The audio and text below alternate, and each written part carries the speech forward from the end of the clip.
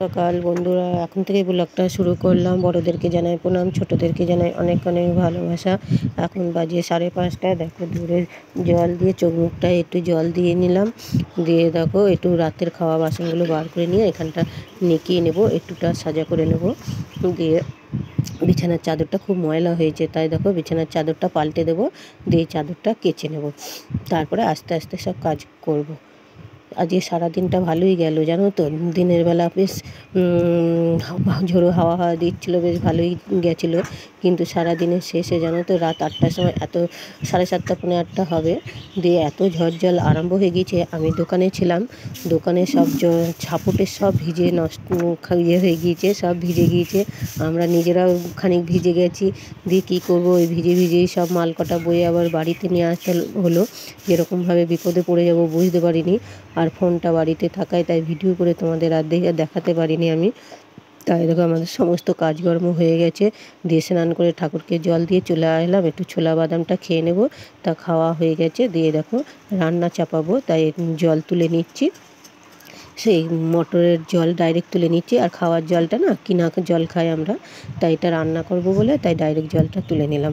তা রান্নাঘরে রান্না চাপাবো, তার আগে কটা পাতা নিয়ে যাই, পাতা দিয়ে উনুনটা ধরাতে সুবিধা হয়, নাহলে কাঠ না জ্বলতে চায় না শুধু, আর পাটকাঠি নেই, যার জন্য এই পাতা দিয়ে করব। দিয়ে দেখো রান্নাঘরে চলে এসেছি। আর শনিবার যেহেতু, তাই হাঁড়ি কড়াই সব মেজে দেখো কাদাটা বুলিয়ে নিচ্ছি। কাদা বুলিয়ে নিয়ে তারপরে রান্না করব। আজকে আমরা নিরামিষ খাই। তা কী রান্না করব না করব মাথায় ঢুকছে না। নিরামিষ হলে সবারই গালে হাত উঠে যায়, ভাতকে চাপিয়ে দিয়েছি, পাতা দিয়ে ধরেছি, আগুন জ্বলছে, বাইরে বেরিয়ে এসছে। কিছু করবো না, দিলাম তো নেমে গেল। তিল তাই দেখো জলখাই বেলায় আলু সেদ্ধ ভাজা, কটা বাদাম ভাজা আর দিয়ে মাখলাম। আর ওই গাছের আম অনেক জলখাই বেলায় খেতে বসে পড়েছি। গাছের অনেক আম পড়েছিল, খেয়ে নেবো নাহলে সব নষ্ট হয়ে যাবে। তোমাদের দাদা ভাই বলতে নষ্ট হয়ে যাবে, দাদা ভাই খাচ্ছে, আমিও খাবো। কেটে ফেললাম, খাওয়া দাওয়া করে চলে আসলাম। খেয়ে নিলাম, ডালের আগে খাওয়া হয়ে গেছে, কামাই যাবে। ডালটা বসিয়ে দিয়েছিলাম, মেলা হয়নি, খাওয়া দাওয়ার পরে আর খাওয়া দাওয়া হয়ে গেছে। দিয়ে ডাল সেদ্ধ বসিয়ে দিয়েছি, দিয়ে পরপর এত কাজের চাপ থাকে না, কি করবো মেলে দিয়ে পারি না, তাই আজকে বেশি কিছু রান্না করবো না। আবার দেখো ডালটা তাতে হয়ে গেছে, ডালটা ঢেলে নেবো। কটা বাটনাটা বাটা ভাজবো, আর পটল ভাজা বাটিনি, তাই আর আমটা কুটে আমি আরেকটা চাটনি করবো, তাহলে কাটা নাইলে কামাই যাবে। হয়ে গিয়েছে, আমটা বাটা হয়নি বলে আমটা আমি একটু হলুদ করা হয়ে গিয়েছে। তো আমি টক দিয়ে নিরামিষ দিনে তা ভালো নিরামিষ, তাই শেষ পাতে একটু শেষ হলে ভালোই লাগে। তাই একটু আমি টক করবো, তোমাদের দাদা বললো একটু টক দেখো। ঘরে চিনি ছিল না, গুড় ছিল, চিনি ছিল না, গুড় ছিল, তাই গুড়টাই দিয়ে করে নিলাম। খাও অবশ্যই কমেন্টে বলবে। তাই আমার গুড় ছিল, গুড় দিয়ে টক না দিয়ে দেবো। পটল ভাজাগুলোতে নুন মাখিয়ে নিচ্ছি, আর আলুটা হয়ে গেছে গোছের আলু। আর পাঁপড়টা কি বলো তো, দোকানে ভেজে রেখেছিলাম, পোস্তটা করা হয়ে গেছে রাখা, তাহলে আমার রান্না কমপ্লিট হয়ে যাবে। তারপরে আমি আবার দোকানের মাল ভাজা হয়ে গেল, আলুটা এবার করে নেবো চপের জন্য। আলু সেদ্ধ করে নেবো, মশলাটা হলেই আমার রান্না হয়ে গেলে আমার প্রায় 8টা বাজে। রান্না কমপ্লিট হলো, রান্না করতে করতে 2:30 বাজিয়ে যায়।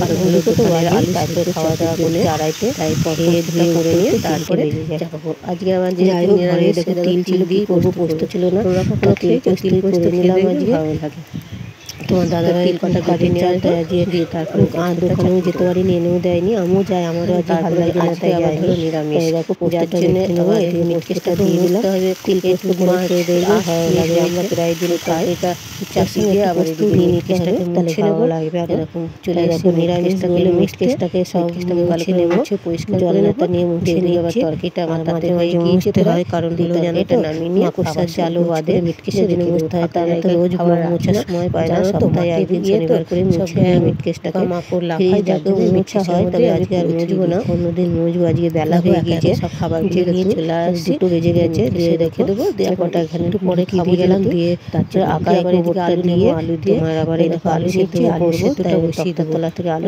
কটা নিয়ে নিচ্ছি, বস্তায় নিয়ে এসে রাখা আছে, আলু কটা নিয়ে আর আলু কটা সেদ্ধ বসিয়ে নিয়ে নিলাম। খাওয়া দাওয়া দিয়ে দেখো আলু সেদ্ধ হচ্ছে, আর এখানে জনের খেতে বসে আমরা 3 জনের খাওয়া দাওয়া তো বসে পড়েছি। পোস্ত খাওয়া দাওয়া হয়ে গিয়েছে, এই দেখো হাঁড়ি কড়াই নিয়ে বসে পড়েছি। ভালোই লাগে করবো, আমরা যেহেতু পরিবারের কলপার যেহেতু সবাই কলপারে বাসন কটা নিয়ে বসেছি, মজা হয়ে গিয়েছিল। দেখানো হয় না, তুলে দেখাতে তোমাদের পারলাম না, এতটা বাসন মাজাটা দিয়ে দেখো দোকানে যাবো, দোকানের মাল সব রেডি করে নিয়েছি, সুবিধা হয়।